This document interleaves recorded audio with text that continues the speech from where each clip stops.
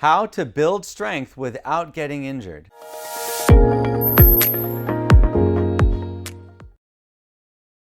Hi, my name is Doug. I've been a physical therapist for 30 years, and I specialize in helping people with balance problems learn to walk again. In this video, I'm going to discuss how you can improve your strength without injuring yourself. Probably the best way to improve strength is with resistance. So you want to use weights or elastic bands or water. Anything that provides resistance is going to be the best way to improve your muscle strength. Because if you don't have resistance, then you're really not going to see an improvement in strength, while you will see an improvement in your endurance. The problem is it's really easy to injure yourself when you're lifting weights or rubber bands or anything else, especially if you don't do the exercise correctly. Probably the safest way to use resistance is to pick exercises that use your body weight. When you go against your body weight, a lot of times it's hard to overdo it. The way you want to use body weight is by looking at the number of repetitions that you do. We all do body weight exercises. When you stand up out of a chair, that's a body weight squat. You might only do it one time, but your body weight is your resistance. So what you want to do is find an exercise that lets you do a lot of repetitions with your body weight. So I'm going to show you 4 of the best body weight exercises, and in each exercise I'm going to show you how to do it for more repetitions to best benefit your muscles without risking injury. Okay, we're going to do heel raises. You're going to grab the back of the chair and both feet kind of facing forward, and you're raising up on both feet as high as you can, getting on your tippy toes. And it's okay to hold on to the chair. If your balance is better, you want to make it more challenging, let go.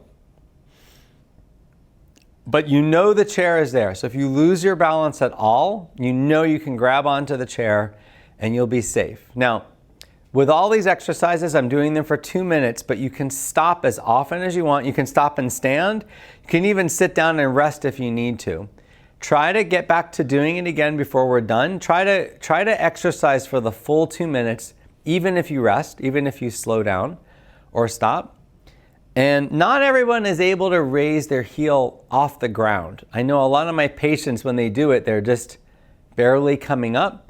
If that's you, that's fine. It's still an isometric exercise as long as you're trying to raise up on your toes. And sometimes when you're really weak, doing an isometric a few times is how you can get that strength back again. Most people can recover their strength in their ankles. They just give up very easily and they don't try. The only way to get your strength back is to do repetitions and sets. So even if it's an isometric where you're just squeezing the muscle, just trying to contract the muscle, as long as you do that, for maybe 5 or 6 reps and then rest a little bit and then try it 5 or 6 more, you're going to see an improvement. And after a while, you'll start to be able to have that motion again where you're raising your heels off the ground. The higher you go, the harder it is. And if you want to make it more of a balance exercise, you can let go and try to do it without holding on.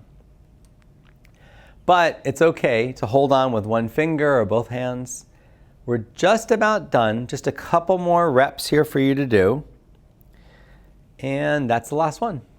Okay, our next exercise is called pillow squat. You want to have a cushion in your chair. You sit down on the chair, cross your arms if you can, and then you're going to lean forward and stand up all the way and then come back down again. Now, we're doing this for 2 minutes, so you can go at whatever pace you want.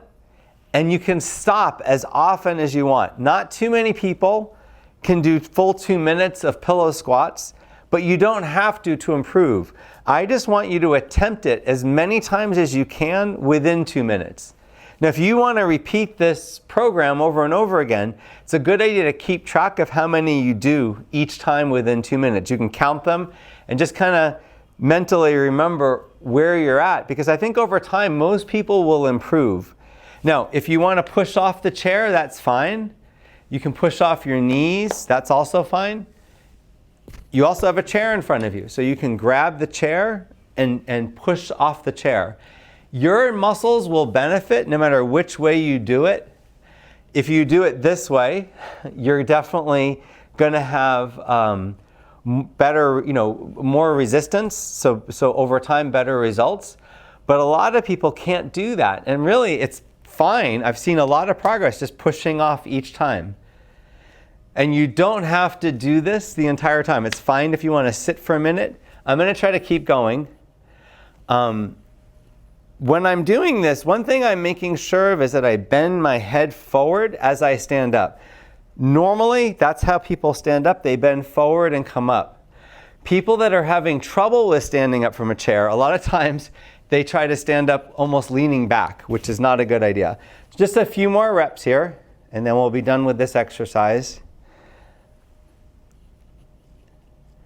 And I think that's our last one. So now we're going to practice stepping up and down on a step. I have an aerobic step. I'm going to put it right in front of me. Grabbing onto my chair, I step up with the right leg, then the left. Step down with the left. Now step up with the left leg, and we'll step down with the right. It doesn't matter the order that you do these in, just try to alternate it so that each leg has a chance of stepping up and stepping down. So what does this do? Well, it's partly a strength exercise. You're using your quads and your hamstrings to step up onto the step. And when you're going down, you're using those same muscles, but in the negative, which actually helps strengthen them. Stair stepping is one of the best ways to improve your strength. Lifting weights and doing bed exercises, those are effective too.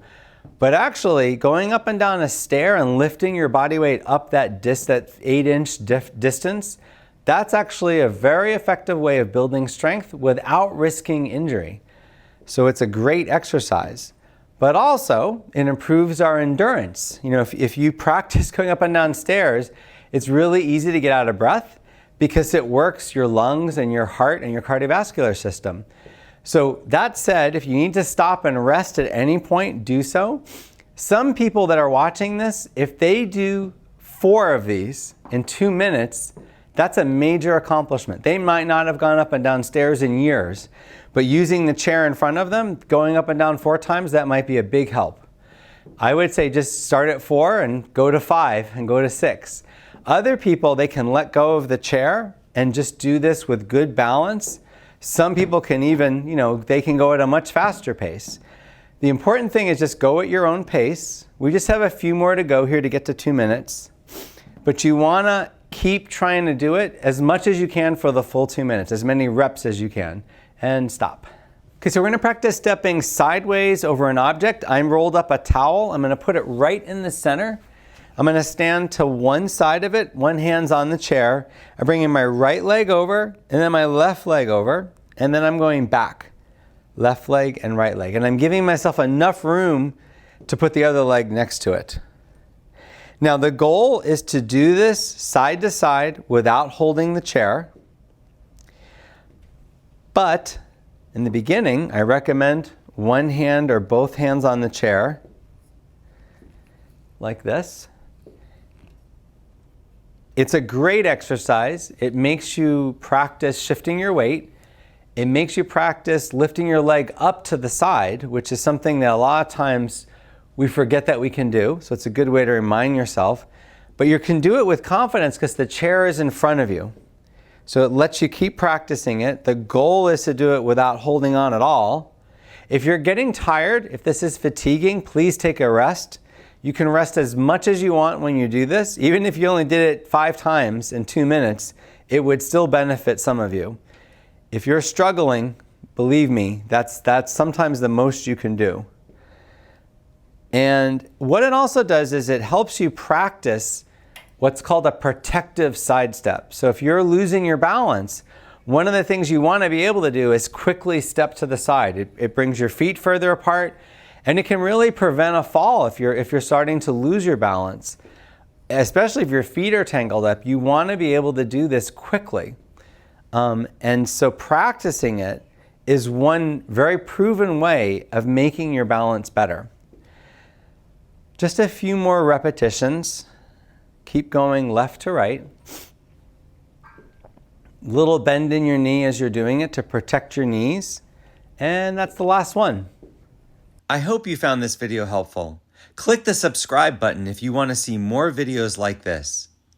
If you would like more help with your balance, look in the description for a link to a course I created that can help anyone improve their balance at home.